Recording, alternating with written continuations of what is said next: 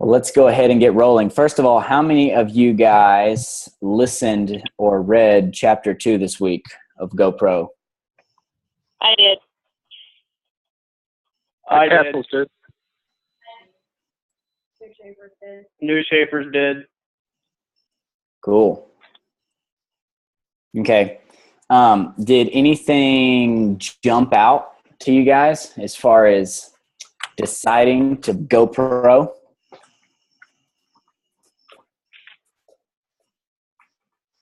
It's easy to I know for me, I think I've just I've just entered the amateur stage, I think. It talks about in the beginning of the chapter, posers, amateurs, and professionals. Posers treat this profession as a lottery ticket. They're hoping to hit it big with as little effort as possible. And I know when I first started, I wasn't quite that bad. I knew that it was going to take work. Brian did a better job of setting expectations and letting me know that this thing takes a lot of work.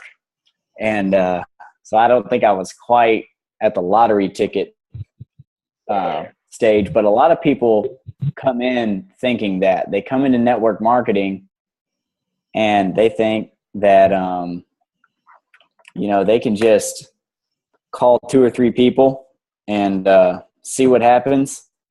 And if it doesn't work out, if those 2 or 3 people don't join, then they say, oh, network marketing doesn't work. It's one of those pyramids. and those are the people that they just quit. And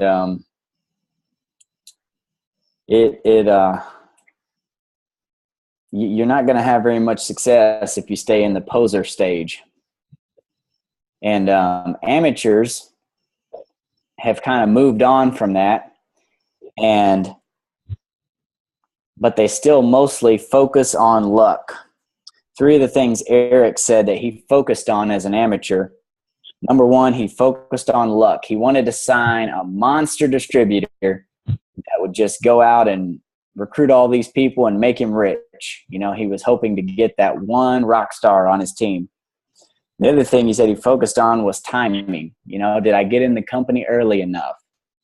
Am I too early to get true momentum? Am I too late? Did I miss the growth curve? And the third thing he said he focused on was positioning. All he wanted to make sure, was I in the right downline? Do I have the right key leaders? And all of these things. He never focused on the skills that it takes to grow his own organization. And he said, finally, he started focusing on the skills. He decided to go pro. And that's a big deal when you decide to do something. When you decide that you will do something,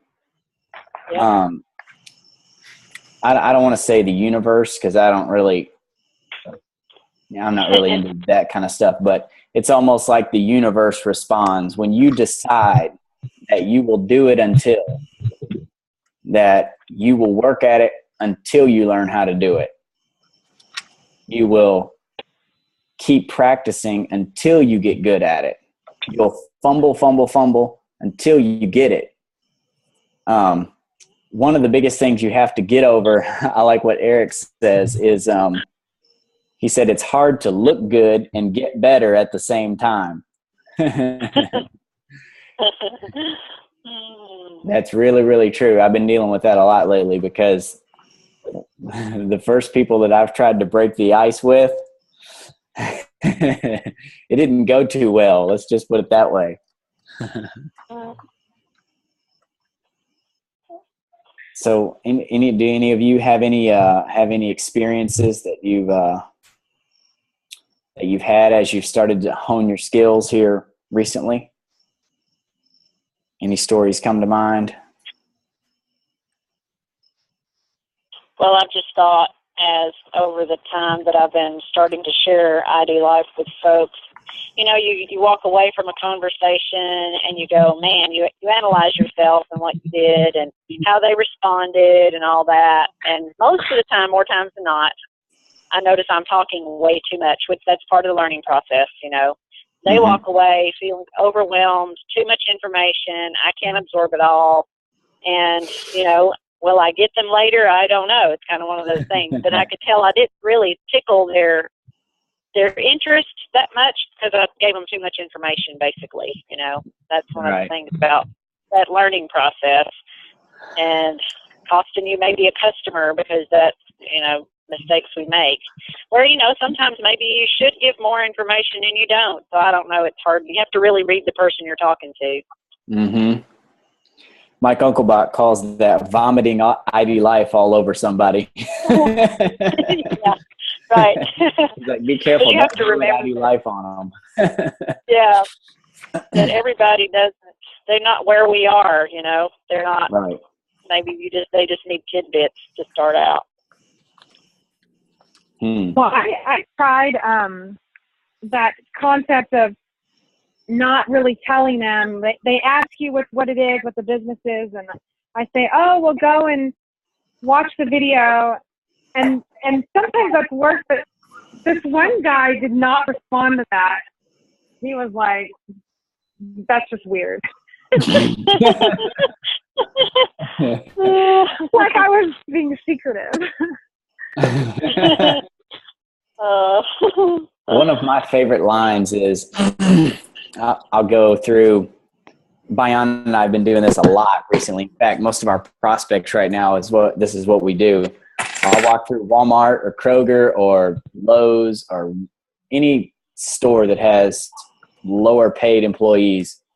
And I'll say, hey, can I ask you a question? And they're like, sure, And I say, are you married to your job or do you keep your options open? And of course, none of them say, oh, yeah, I love this minimum wage job. They all say, oh, I keep my options open, And I say, okay, well, I have a business opportunity that you might be interested in. Do you have an email address? And then they say, well, what is it? And I'm like, well, you're at work. I don't want to get you in trouble, I asked the guy that the day before yesterday at Walmart. He was my cashier, and I saw his manager standing like not far away. He's like, do you mind if I ask what this is? I said, I don't want to get you in trouble. Your manager's standing right over there, And it was just, the more I do it, it's like the smoother I get. That time, it was just like I don't know, it just flowed. First time I did it, it was really, really awkward. But very few people I find will reject you asking for their email. It's not very threatening. We've had a couple people that won't give us their email, but for the most part, people will give you their email address. So.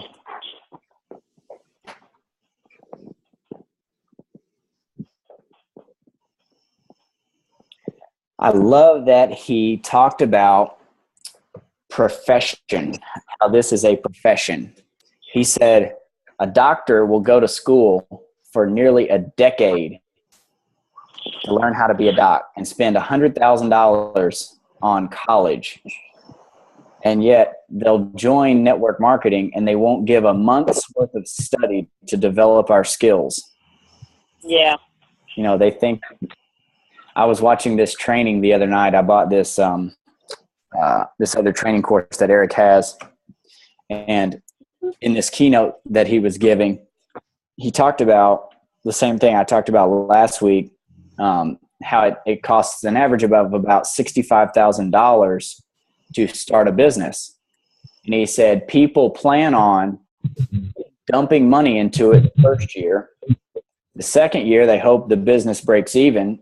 And in the 3 to 5 year range, they want to make a profit. He said people come into network marketing.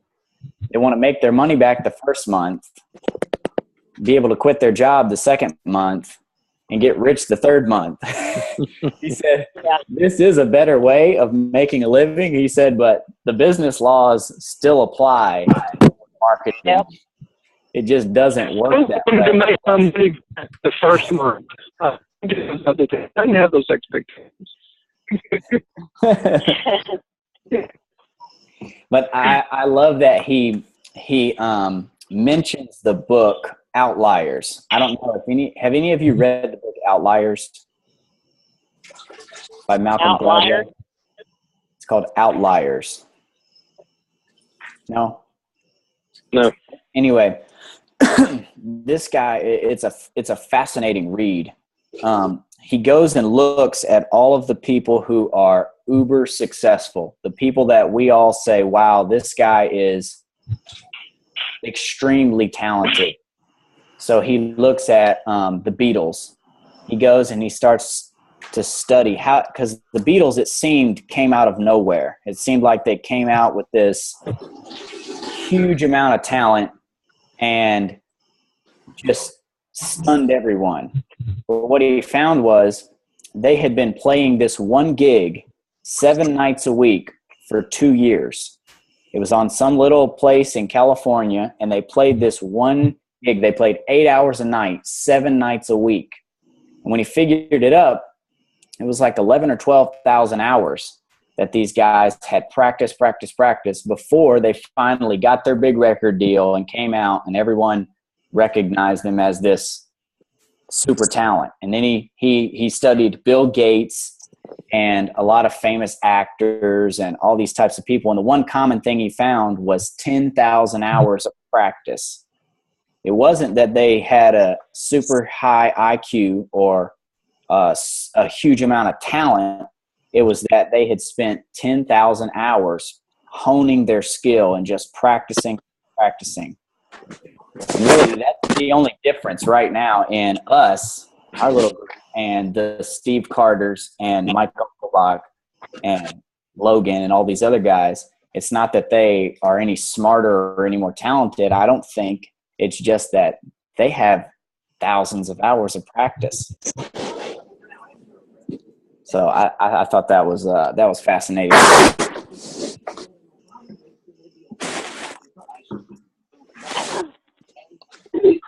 Anyone want to chime in on that? It's glory. It makes a lot of sense because when doctors go to school and they do their internship, they have to have so many hours of they can actually go out and do their practice. And like a teacher, they have to do so many hours of practicum in order to, before they can come out and actually be a teacher in a classroom. And it gives them time to practice in front of a classroom so that they can hone those skills. And it makes a lot of sense. I never really thought about it but it makes a whole lot of sense. I did 1,000 hours of practice in classrooms before I actually went into the classroom as a full-time teacher. Right.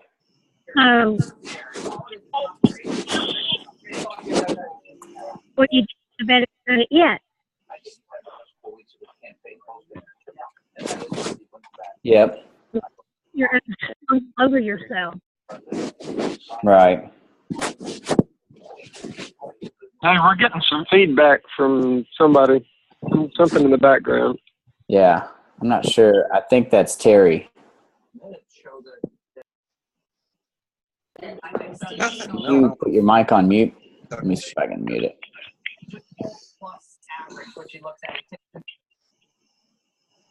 Okay. Well, anyway. Yeah, that was it. Awesome.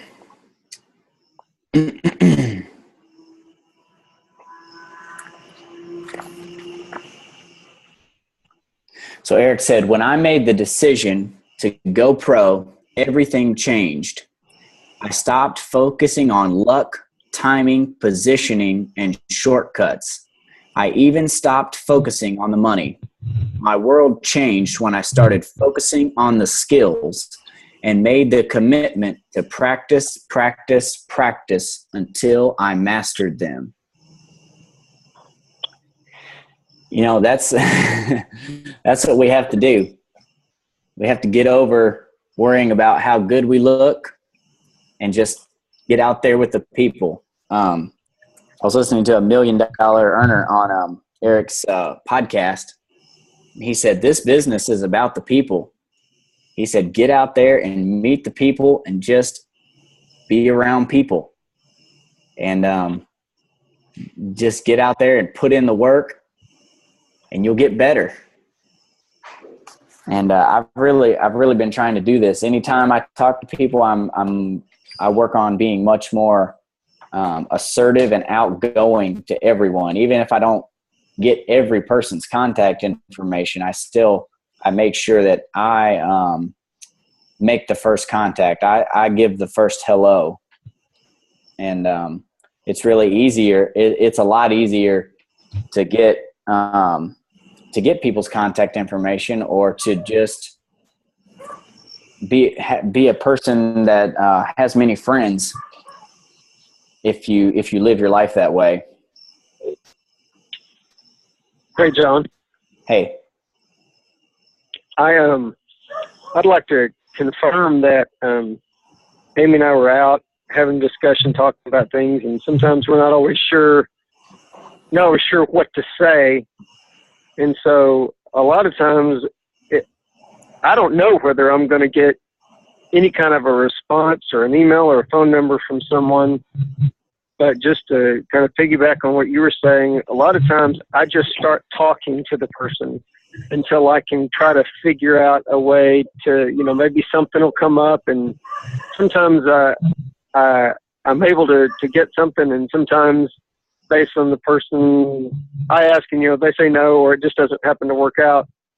But one thing that Amy and I talked about is that the best thing to do if you're a little apprehensive about trying to figure out how to get the email and phone number is to, in fact, just initiate conversation, initiate something, get used to talking to people and listening for opportunities. Even if you talk to 5 people and you don't get an email or a phone number, you're still better off practicing engaging people while you're working on trying to figure out how to do that. And the more that you do that, the easier that will become. Exactly. That is so true. Yep. It's Eric talks about talking to people, and he said it's hard to I forget his exact phrase. I think he said you're going to have a hard time in network marketing if you're hiding from the world. Something to that effect. So if you're afraid to just speak up and say hello and put yourself out there, it's going to be tough in network marketing, I think. Anyone else want to chime in? We already did the book about connecting with people. I think that's the whole concept we're trying to get here. Mm-hmm. Connecting, whether we know the person or not, just learning to connect with whoever it is we're around, wherever the opportunity is there. Right. I think that kind of goes back to that you quoted a line in there from page 24, John, that said, when I made the decision to go pro, everything changed. I stopped focusing on luck, timing, position. I even stopped focusing on money. And I think that's exactly what we're talking about here. We're talking about changing our focus from, okay, I want to introduce them to ID Life, to I just want to connect with this person. I just want to ask them questions. I want to get to know them, build that relationship. And if, like Scott, what you were saying, if in the course of that conversation, something comes up that is an opening to introduce ID Life, either from a business standpoint or from a health standpoint, you're just looking for those opportunities to ask. But it's not staying focused. The focus is truly to care about people and to connect with them and get to know them. Right. And I think that skill, if we can keep ourselves away from oh, I've got to get a phone number. I've got to get an email. And we just focus on, connecting with people. I think that's such a powerful thing. Mm-hmm.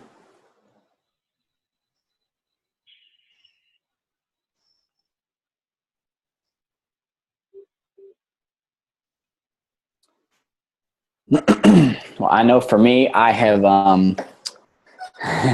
as he says at the beginning of the chapter, he said, if you're going to be involved in network marketing, decide to be a professional, decide to go pro. And I don't know about you guys, but I have decided to go pro. I have made the decision that I will work at this, even though I'm not really good at it right now. I will keep working at it until I get it. And I don't know how long it's going to take. Hopefully it doesn't take me a full 10,000 hours. But but I'm going to keep going until I get it. And the awesome part about this business is that you can make money while you're learning. Instead of paying to learn, you're getting paid to learn.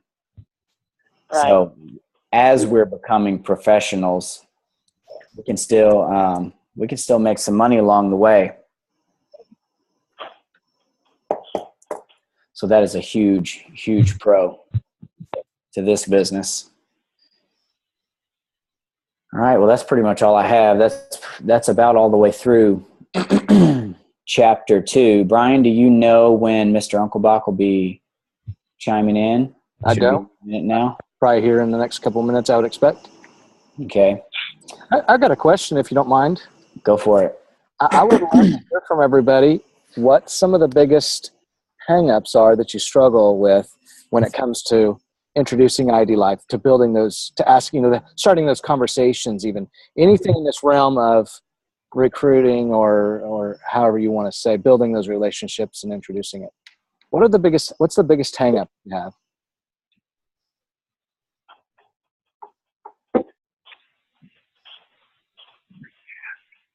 For me, it's following up and getting people to answer the phone or respond to texts or things like that. I don't know about everyone else, but that's one of the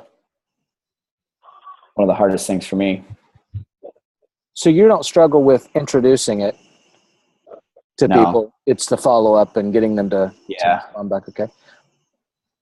I can get them in my funnel, but it's harder to I've got quite a few people, you'll either call them and they'll watch the videos, and I'll get them. I've got quite a few people on third base right now, but it's hard to, now some of them won't answer the phone or won't respond to my texts. So I'm not sure how to get around some of these roadblocks. Sure. I'm planning on asking Mr. Unclebach tonight once he gets on here. Yeah. Derek, are you still on the line?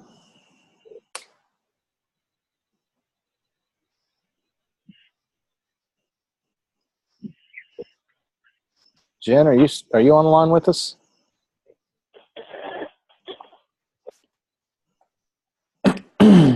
I think they're on the line. I just don't think they want to talk to us.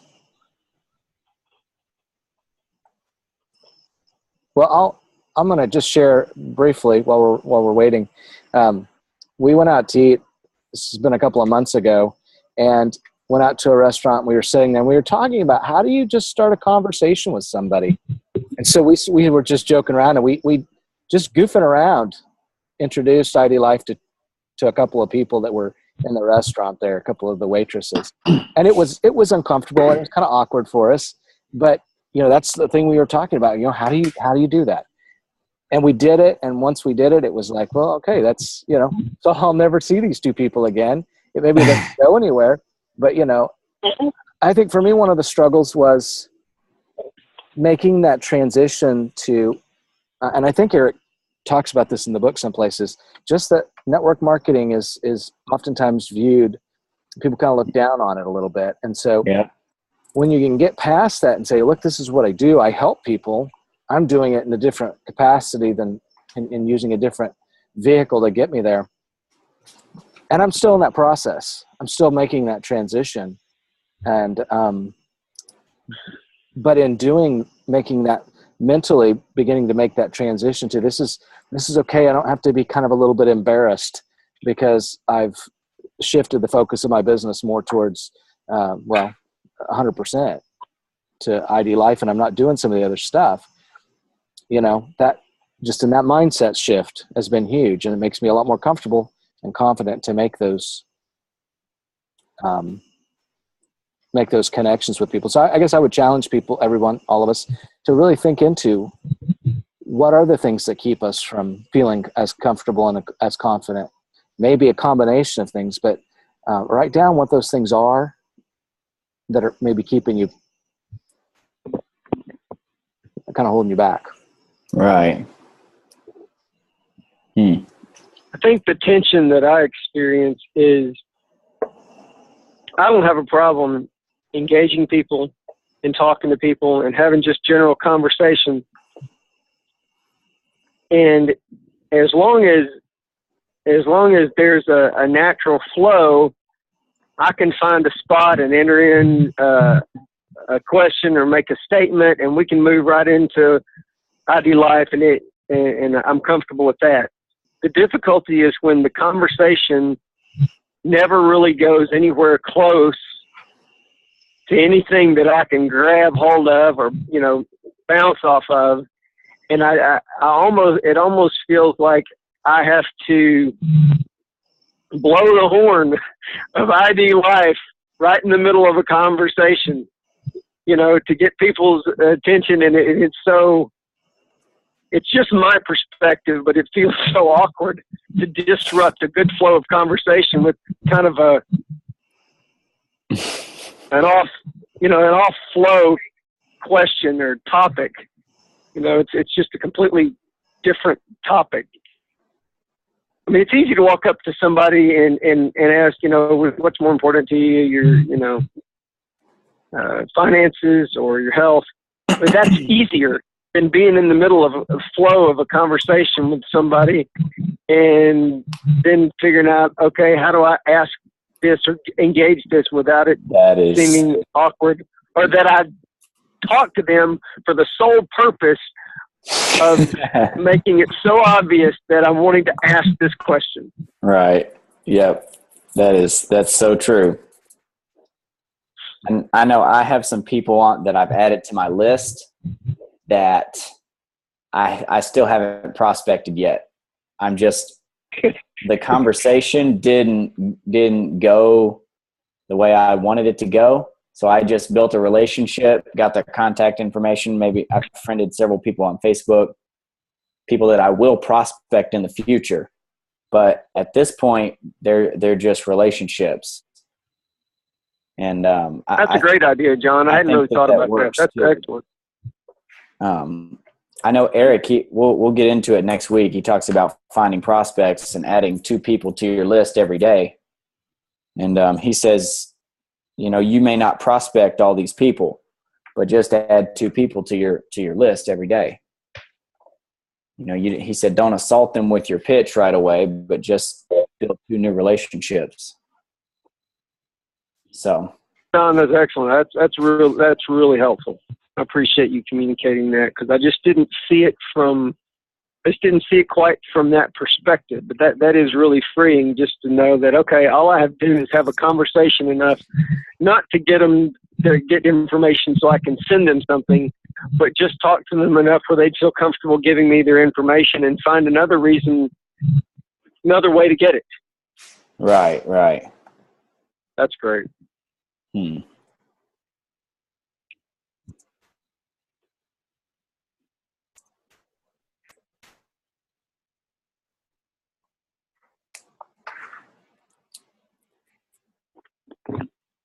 And I don't mean to communicate that I'm not interested in the person. That's not what I mean. Let's just get their number and get their money. No, that's not what I mean. But. Well, to me, it feels like sometimes I was talking to a guy today. I dropped off some samples at a guy that I just met. I met him in Kroger, I guess, Monday. Hey, I made it. On Monday. And Hey, Mr. Unclebach. How are you guys?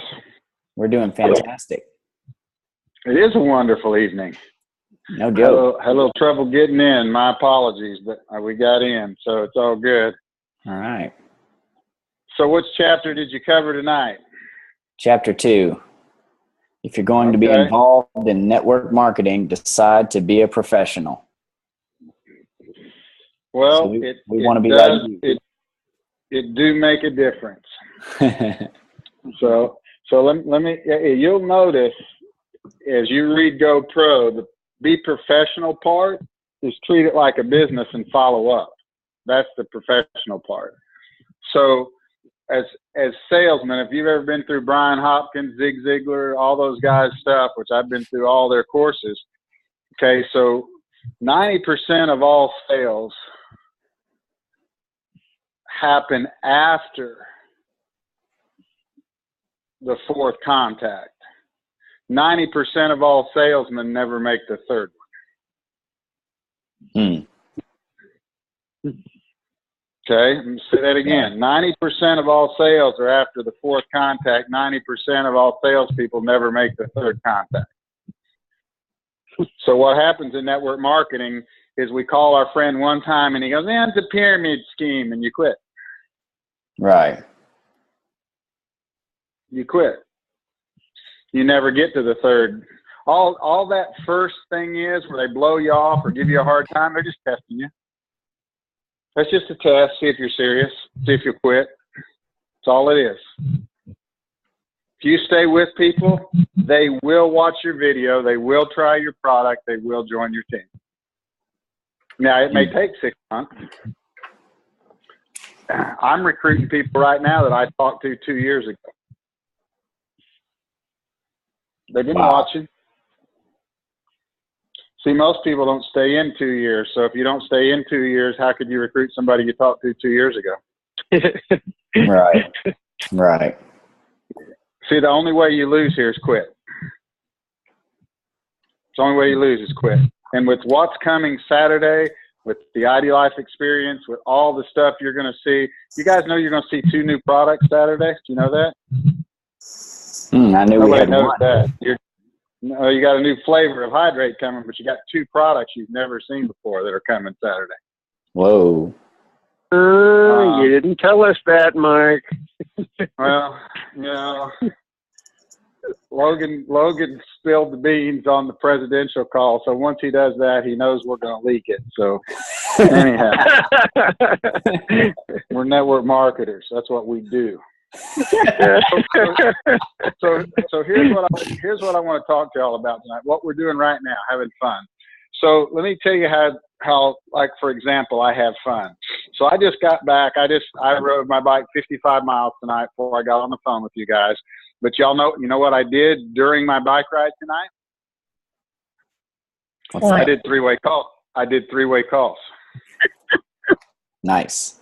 Okay, so I pull over. I set my alarm. I'm going down the road. My alarm goes off. Time to call these. I 3-way in. I take 10 minutes. I do my call. I get back on my bike. 45 minutes later, the alarm goes off. I do another call. 45 minutes later, the alarm goes off. I do another call. You got to make it fun. And you know what? Did I tell those people I was getting off my bike to call them?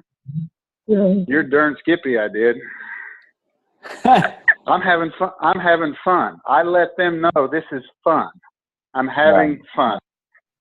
And if people think you're having fun and like your group getting together to do this, that's what people are looking for. They want to be part of something. And I'm so proud of what you guys are doing. Here's the deal. You got 9 of you that are getting together. Be accountable to each other, get through this book, set your goals, and then the next phase of calls is, okay, we all said we want to do X by Y by Z, and you get together and you talk about what's working, what's not working. You help the person along that's in the group that's struggling, and the one that's doing really well, copy them. You know, don't be proud to think you got to come up with your own freaking ideas. That is a mistake. I copy everything from everybody. You know, if something's working, use it. Right. Can I butt in and ask a question? Yes. What do you do with people who you're trying to follow up with, but they won't answer your phone calls and texts and stuff? Oh, like they've entered the witness protection program. Yeah. So when they do that, I send a direct text. Okay. I'll text them and I'll say, look, I've called you 4 or 5 times. One of two things: either you've died or you're ignoring me. Would you please text me back and let me know which one of those two it is?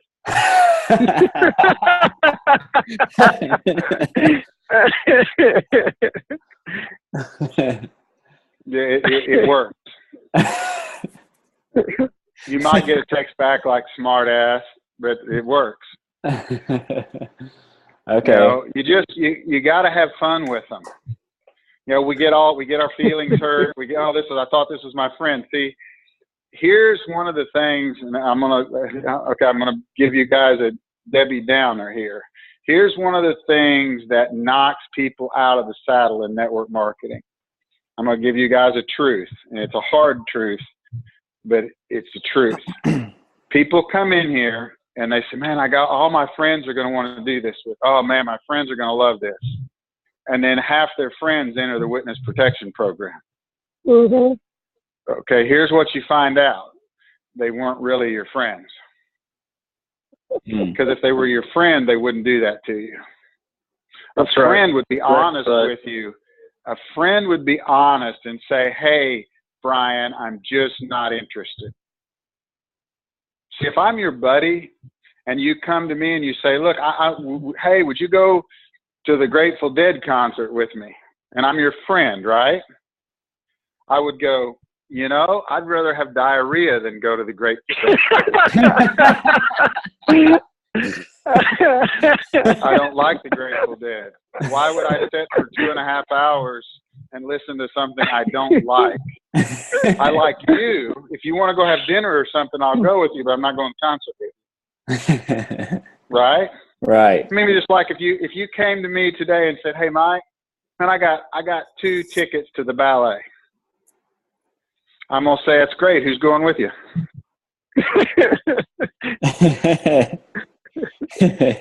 Because I'm probably not going. I have no interest. If you want me to go see Tammy Wynette with you, I ain't going. I'm not interested. Now, if you want to go see Collective Soul, then that's a whole different story. Let's go. So, but don't be afraid to have fun with it. Don't take yourself too serious, and don't let haters knock you out of the saddle. Don't let people who you find out really aren't as good a friend as you thought they were. And that's what some people don't like. They find out where they really stand with people. You find out that people were great friends as long as you're giving to them. The minute you ask for something in return, they held up the hand and said, talk to the hand. Mm-hmm. No, they're not your friend. Now that's hard. And sometimes you have to say, hey, you're not being a friend.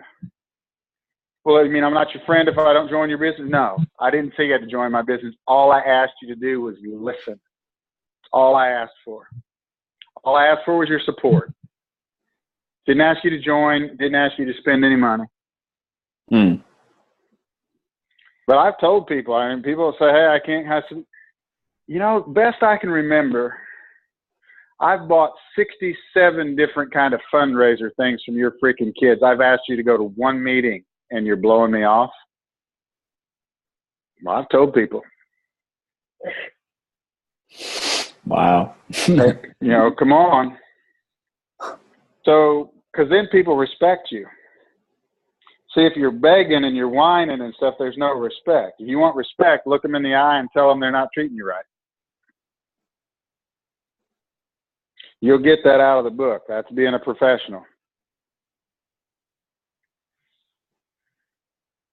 If you go to a doctor and the doctor's telling you to take a medicine and you look at the doctor and say, look, I ain't taking your medicine. I ain't doing what you're telling me to do. The doctor's going to go, why are you coming here then? Right? I mean, if you're going to go to the doctor and not do what they tell you to do, why'd you go? And right. you're the professional here. You're the doctor. You're the one with the medicine. You're the one with the cure. They don't know it yet, but you got the answer.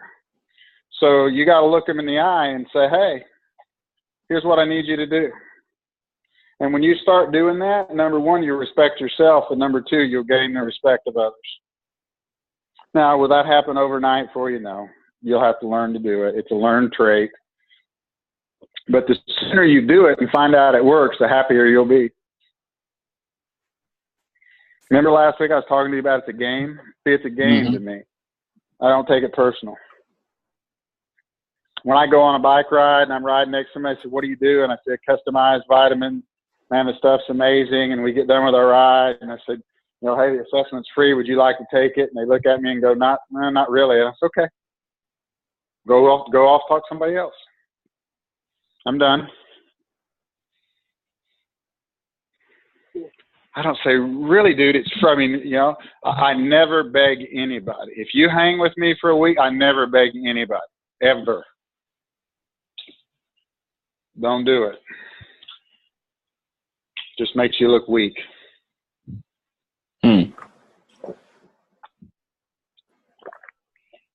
Don't seem needy. Say less to more people faster. That's your gym. That's your gym for the night. Say less to more people faster. That's the secret. You just got to expose yourself to a lot of people in a short amount of time. Book your reading is going to help you immensely. Have fun. Be accountable. You guys don't understand the fact that you've got 9 people together, that you've got a 9-stranded cord going here. And if you guys will stay together and help each other over the next 3, 4, 5 years, you'll all win. You may win at different speeds, but you'll all win. Are most all of y'all, are all y'all in the same line, in the same sponsor tree? You know what I'm saying? Yeah, I think all of us are under Dr. Roberts. After John, it's Dr. Roberts, Brian, John, and then the rest of us, I think. Is that right? Yes. Well, Brian has a couple people from his group in Kansas. Okay, so here's the good news. See, if you're all under Dr. When you're so essentially you all are in the same sponsor tree. So what you're going to find out in a lot of instances, if we do what I think's about to happen here on Saturday, and this thing we really hit momentum, you're going to be able to help each other. There's, you know, you do understand that in our system, once you get your 5 or 6 legs going, I mean, there's people come in, they sign up, they go in a holding tank. You can be their enroller and still put them under somebody else down in the tree that's under you. And, you know, that's really going to come into play with what's about to happen. Because I believe we're literally going to have people joining faster than we can train them. Because you can only take 4 or 5 people direct at a time and work with them. Right. And then your plate's full. You know, and the 1, 2, 3 duplicate process we're going to go into and the bonuses that are going to be in play for getting people through what's called the Grand Slam are significant. And so you're going to have tremendous incentive to help the person you brought into the business get their slam and get their $1,000 so you can get your bonus. So there, I just let you know another clue. There's serious money tied to what's happening on Saturday. New products, new flavors, money, system. We're fixing to go into orbit here. I'm so excited I can't see straight. So I had to go ride my bike 55 miles an hour. I couldn't stand it. And I had to go burn off some energy. Probably going to go do it again in the morning. But, you know. So are they doing away with the whole kit thing the 3 kit entry? It's not going to be like it is now. So Okay. the answer is yes and no, but there's going to be one way in. Okay. So I got you. And by the way, so if you're in a place Saturday where you know, Logan's going to do the first 20 minutes or so live on Facebook, and then there's going to be downloads. They're going to put stuff up in the back office. If you're out somewhere remote, you can't get it. You know, check Facebook, check, you know, they're going to record the whole thing and make a webinar out of it. You know, so you'll be able to get at it. Hopefully you'll be able to see it. You'll be somewhere where you can see it Saturday. The downloads will go up in the office where you can watch the videos, and then we're going to start doing calls.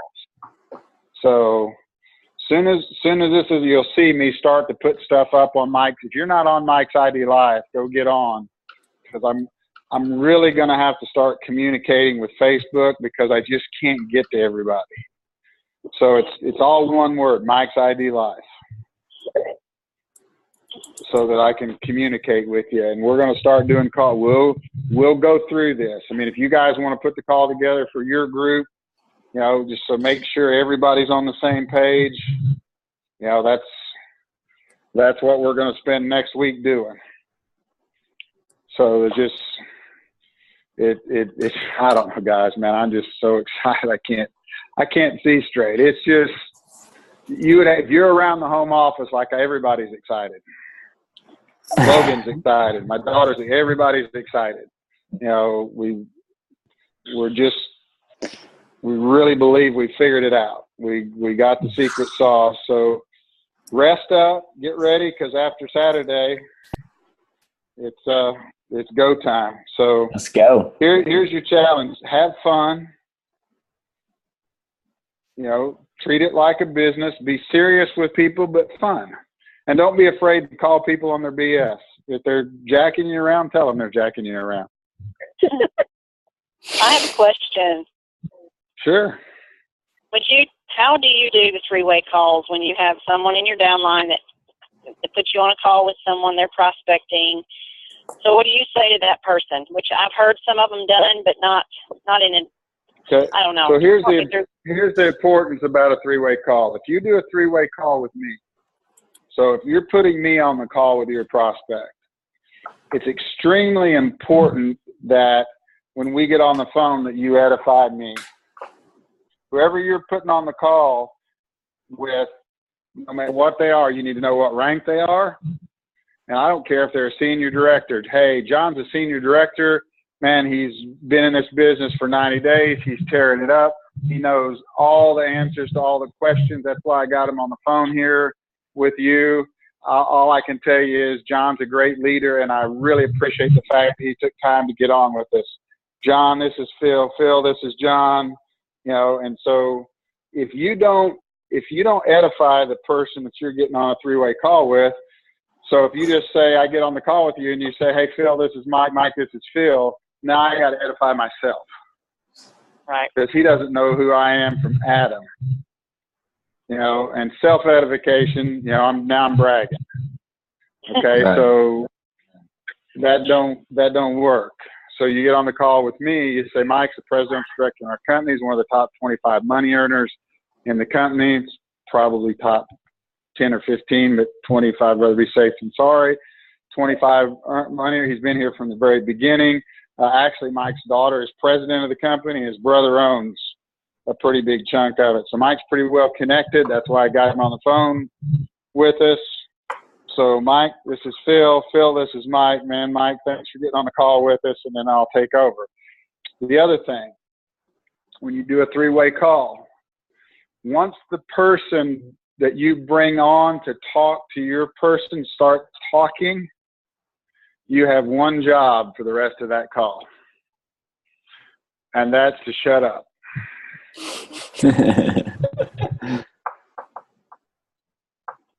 If you interrupt the person that you brought on to do the three-way, you just destroyed their credibility. what you've got to say is more important than the experts you brought to be on the phone. That's the message you just told your prospect. Now, I understand you're excited, but you're shooting yourself in the foot. And you'll find out if you're on the call with me and you start talking, I'll shut up. And I won't start talking again. And when we get done, you'll call me, why'd you quit talking? I said, because you started. Obviously, what you had to say was more important than what I had to say, so I shut up. You know, and the reason I'm being very direct with you about that is because as you get in the book, it's going to talk about three-way calls. You'll see he says the exact same thing. Three-way calls are extremely powerful when done right. Three-way calls are about third-party edification. I'm on there to tell your prospect that there's a whole bunch of other people that got this figured out and that we know how to do it and that we believe in it, because your friend knows you as what you are. So that means when you bring me in, I'm the expert. And so when you bring somebody into a three-way call, that other person doesn't know that you're not the absolute be-all, end-all, super-duper expert of this thing. If the person edifies you correctly, the person that's being three-way called will listen. Now, the next thing is you don't drag them out. Three-way calls shouldn't last a long time unless the person on the other end is asking questions. And you can answer all their questions. But a three-way call shouldn't be 30 minutes. Unless the other person's asking questions. Wow. So does the third... Hey, Mike, this is Scott. Can I ask a specific question? Sure. Regarding our call today?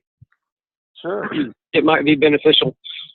So today, you called my prospect, and then you merged me into the call. I wasn't sure. Should I have interrupted, or should I have stepped in and said something? Well, we'd already texted back and forth with him. You didn't call him and then bring me in. We'd already, he'd already agreed to the call. He already knew I was calling him. So that's a little different. Yeah. Okay. I just wanted to make sure. And yeah, so you were fine. It was a little different. A lot of times a three-way call is you've called your friend. You've told him a little bit about ID Life. He says, well, how's that work? And you're going, listen, let me go grab my partner. Let me grab the expert. Hang on a second. That's how most three-way calls go. They're very spontaneous. And so at that point, that's when you got to edify.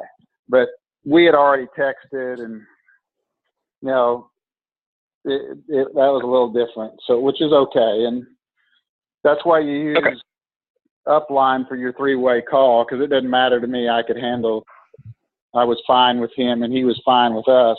As he started telling us, here's what I'm looking for. Here's what I want. Okay. It's Saturday. I'm ready. I'll get on. I'll get started. So after he sees the experience, he ought to be ready to go. Okay. After our call today. So cool, guys. Well, I tell you what, Saturday is going to be awesome. Get rested up. I know you're working through your book. You might have to accelerate your chapters here. You're gonna be ready to go after Saturday. So unless somebody's got another question, let's call it a night and let's get through Saturday, because we're gonna have lots to talk about next week. Sounds good. All right, guys. Y'all have a blessed evening. I sure appreciate you guys. Thanks, Mike. Hey, Brian, are you still on the line? I am. Hey, when you get a chance, either later tonight or whatever, give me a holler. We'll do it. All right. Thanks, man. Appreciate it. Thanks for being on the call, Mike. All right, Appreciate it. Thanks, everybody else. You guys be blessed. All right. Bye.